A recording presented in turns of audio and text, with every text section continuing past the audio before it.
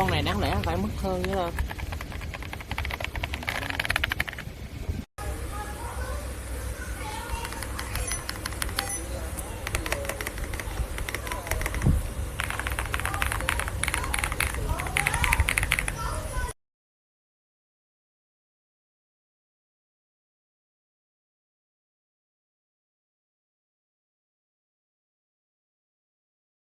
Gọi là cái khu rừng ly giấy.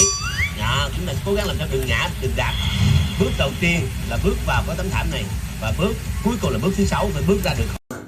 Tham khảo trên kênh của một cái bạn mình hay xem, bạn chuyên làm về switch, mình sẽ hiển thị lên trên màn hình cho mọi người xem này. Đó. Mọi người có thể vào kênh của bạn đấy. Video mình buộc